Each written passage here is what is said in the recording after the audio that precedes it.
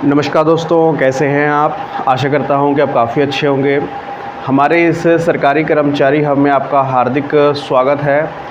तो आपके सामने हाजिर हूं 5 ऐसी अपडेट्स लेकर जो केंद्रीय कर्मचारी से लेकर पेंशनर कर्मियों के लिए है। कल शाम को बहुत से ऐसे ऑर्डर आए जो आपको काफ़ी ज़्यादा सेटिस्फाई कर देंगे। कल आपको सभी को मालूम है कि 2 दिन की आखिरी 8 सीपीसी की आखिरी मीटिंग होने वाली थी वेस्ट बंगाल में, कोलकाता में। वो हो चुकी है और उसमें बहुत बड़ी खबर निकल के आई है, बहुत बड़ी इन्फॉर्मेशन। 3 मांगों को यहाँ पर सहमति की ओर भेजा गया है, ठीक है। साथ में जो केंद्रीय कर्मचारी जो पुराने स्लैब से सैलरी ले रहे हैं, उनकी स्लैब को बदला जाएगा। बहुत सी इन्फॉर्मेशंस हैं, आपके साझा करेंगे हम, ठीक है। तो वीडियो को शुरू से कि लास्ट तक ज़रूर देखिएगा, आप स्किप मत करिएगा, क्योंकि कोई भी इन्फॉर्मेशन आपके लिए इम्पॉर्टेंट हो सकती है, या फिर आप पेंशन कर्मी हो या सेंट्रल गवर्नमेंट एम्प्लॉय हो। मैं कोशिश करूंगा कि कोई भी ऑर्डर मैं दिखा रहा हूं आपको तो वो आपको डिस्क्रिप्शन बॉक्स में दे दूं, वहां से आप उसे पढ़ सकते हैं। चलिए शुरू करते हैं। इससे पहले रिक्वेस्ट है, अगर आपने चैनल पर नया विजिट आपने किया है तो चैनल को आप ज़रूर सब्सक्राइब कर लें, क्योंकि यहाँ पर केंद्रीय कर्मचारी से रिगार्डिंग हर लेटेस्ट अपडेट आपको दी जाती है। चलिए पहले हम अपने हाइलाइट्स को देख लेते हैं, हम किस किस बारे में इसे यहाँ पर वीडियो में बात करने वाले हैं। देखिए, वेस्ट बंगाल कोलकाता में 8 सीपीसी की मीटिंग ख़त्म हुई। 3 मांगों पर सहमति। कल मीटिंग का दौर ख़त्म हो चुका है 8 सीपीसी का, अब शायद ही मीटिंग होगी, लेकिन कल का दिन बहुत इम्पोर्टेंट था। दूसरा, रेलवे विभाग 8 सीपीसी की मीटिंग से खुश नहीं है, इसलिए उन्होंने एक बड़ा कदम उठाया और इस कदम का केंद्रीय कर्मचारियों पर भी बहुत बड़ा प्रभाव पड़ेगा। ये भी आपको मैं दिखाने वाला हूँ। पुराने पे कमीशन से सैलरी ले रहे सेंट्रल एम्प्लॉय के लिए बड़ी खुशखबरी। ये ऑर्डर मैं दिखाऊंगा, ये बहुत ज़्यादा इम्पोर्टेंट है। पेंशन स्कीम में कल शाम को सरकार ने एक बड़ा बदलाव किया। कल शाम को ही ऑर्डर आया है, गेजेट नोटिफिकेशन में भी आ गया है। पेंशन स्कीम में एक बड़ा बदलाव सरकार ने यहाँ पर किया है। चलिए हम एक एक करके न्यूज़ को अपने सभी को अपडेट करते हैं। तो अपनी स्क्रीन पर पहले आप फोटोग्राफ्स आप देख पा रहे होंगे। जो ये फोटोग्राफ्स है कल की है, जो कल वेस्ट बंगाल में 2 दिन की मीटिंग थी, 9 और 10 को वो समाप्त हो चुकी है। और इस मीटिंग में बहुत से ऐसे फैसले लिए गए जो केंद्रीय कर्मचारी को काफ़ी ज़्यादा खुश करेंगे। सबसे बड़ी बात आप ये नोट कर लें कि क्योंकि ये आखिरी मीटिंग थी 8 सीपीसी की, इसके बाद मीटिंग की कोई शेड्यूल नहीं है, ये आखिरी मीटिंग थी। और मीटिंग इसलिए इम्पोर्टेंट थी क्योंकि ये देखा गया था कि काफ़ी जो यूनियंस हैं, जितनी भी मीटिंगें हुई हैं, सब में एक ही फिटमेंट फैक्टर रखा गया 3.833।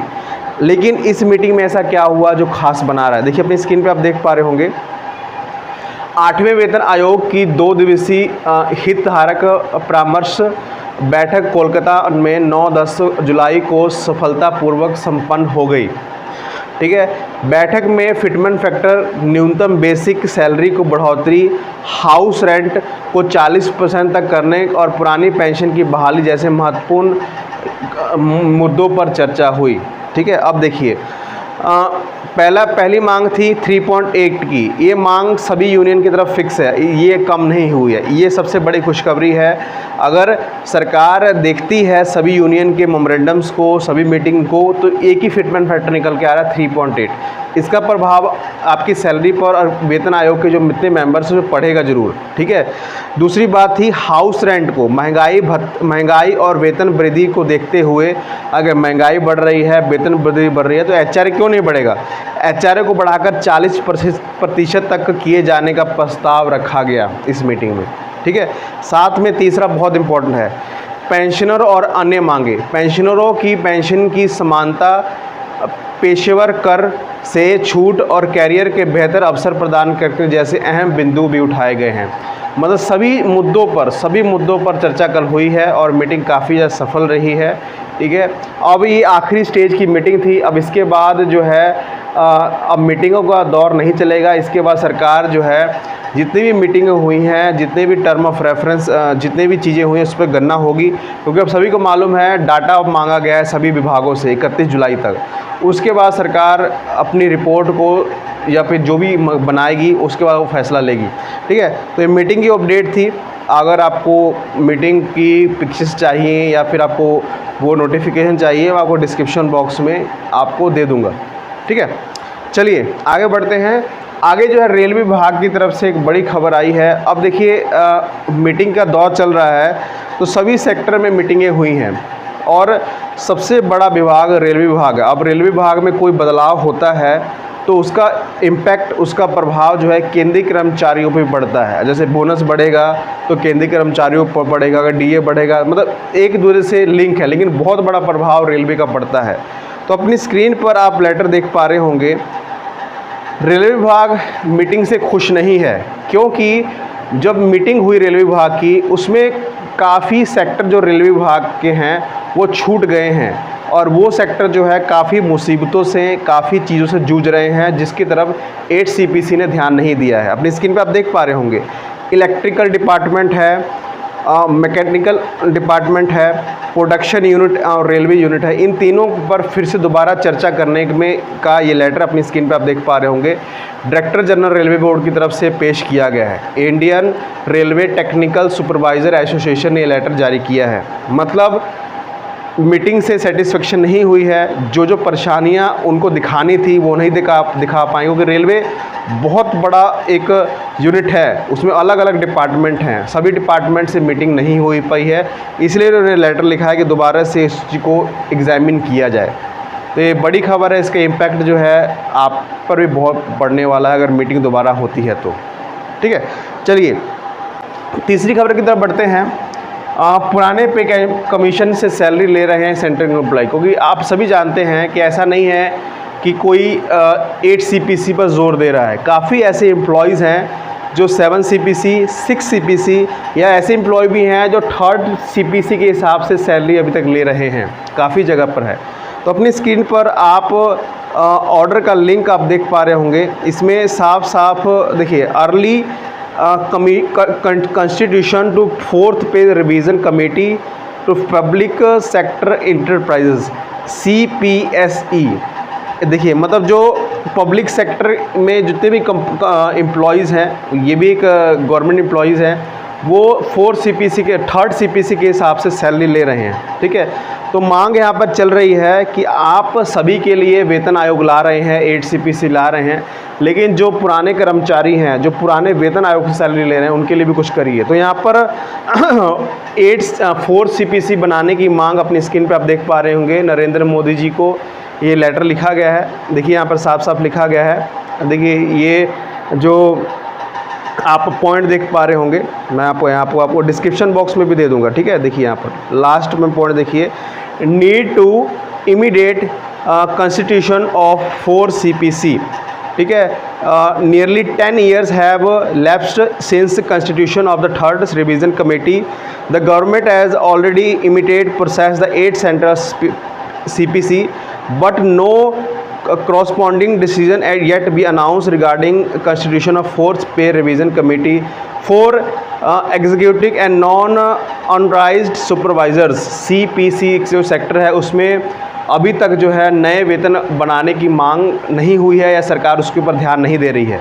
तो यहाँ पर ध्यान दिया गया है और मांग की गई है कि जल्दी से 4th CPC का भी जो पुराने कर्मचारी हैं जो 3rd CPC से सैलरी ले रहे हैं, उनका निर्माण यहाँ पर किया जाए। लेटर काफ़ी इंपॉर्टेंट है, क्योंकि काफ़ी ऐसे व्यूअर्स हमारे होंगे जो इस वेतन आयोग के हिसाब से सैलरी ले रहे हैं। तो आप इसको डाउनलोड कर सकते हैं, मैं आपको डिस्क्रिप्शन बॉक्स में दे दूँगा। इसके ऊपर भी एक बड़ा कदम यहाँ पर सरकार उठाएगी। ठीक है, चलिए आगे बढ़ते हैं। पेंशन स्कीम में कल शाम को क्या बदलाव हुआ है, यहाँ पर मैं आपको दिखाना चाहूँगा। अपनी स्क्रीन पे आप देख पा रहे होंगे, गेस्टेड नोटिफिकेशन भारत का राजपत्र। अब भारत का राजपत्र आता है तो मतलब बहुत सी चीज़ें लागू हो जाती हैं। यहाँ पर देखिए क्या कुछ अधिसूचना जारी की गई है। केंद्र सरकार सामाजिक सुरक्षा संहिता की धारा 15 के खंड द्वारा 1965 उन बातों में जिन्हें अधिकांश पूरे किया गया है, ना लोप किया गया है, निम्नलिखित मतलब जो पेंशन कर्मी है, मान लीजिए उनकी डेथ हो जाती है तो उसका रूल क्या है। ठीक है, उसका रूल क्या है, तो यहाँ पर देखिए मैं आपको यहाँ पर लास्ट में आपको पढ़ाना चाहूँगा, ये इंपॉर्टेंट है स्पष्टीकरण। देखिए अपनी स्क्रीन पे आप देख पा रहे होंगे, पुत्र या पुत्रियों पद में संदेह द्वारा विधिक रूप से दत्तक दिए गए बच्चे सम्मिलित होंगे। मतलब जैसे मान लीजिए आप एम्प्लॉय हैं, ठीक है, आप पेंशन कर्मी हैं, आपकी डेथ हो जाती है, तो क्योंकि फैमिली पेंशन तो मिलती है, ठीक है, जो पेंशन का अधिकारी होगा, जो पेंशन लेगा, नौकरी लेगा, उसकी उम्र कितनी होनी चाहिए, ठीक है, वो बालिग हो, 18 से ऊपर होना चाहिए, ठीक है, वो परिवार का मेंबर कौन सा हो, या फिर चाचा का लड़का हो या चाची की लड़की हो, कौन से मेंबर होने चाहिए। तो इसी के आधार पर जो है ये गेजेटेड नोटिफिकेशन निकाला गया है पेंशन कर्मियों के लिए, ठीक है। तो इसको आपको पढ़ना पड़ेगा, ये काफ़ी ज़्यादा इम्पोर्टेंट है, क्योंकि ये पेंशन नियम 2026 को जो नया बनाया गया था उस पर लागू किया गया, एनपीएस पे लागू किया गया है, या फिर ये जो पुराने कर्मचारी हैं जो 2003 के हैं उन पे भी ये लागू होता है। तो इसको आपको पढ़िएगा ज़रूर, इसको मैं आपको डिस्क्रिप्शन बॉक्स में दे दूँगा, ठीक है। तो और भी एक इन्फॉर्मेशन मैं साझा करना चाहूँगा, जो कर्मचारी भविष्य निधि संगठन है उन्होंने अपने नए रेट का ऐलान कर दिया गया, अपनी स्क्रीन पे आप देख पा रहे होंगे।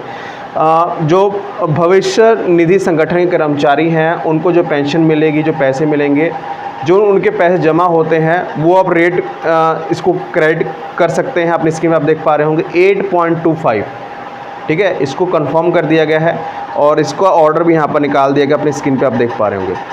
तो ये महत्वपूर्ण इन्फॉर्मेशन सारी थी, कैसे लगी आपको आप कमेंट में ज़रूर बताइएगा, और आगे भी ऐसी इन्फॉर्मेशंस, बड़ी बड़ी अपडेट्स आती रहेंगी। चैनल को सब्सक्राइब कर लें। आपके सामने हम फिर से हाजिर होंगे। धन्यवाद।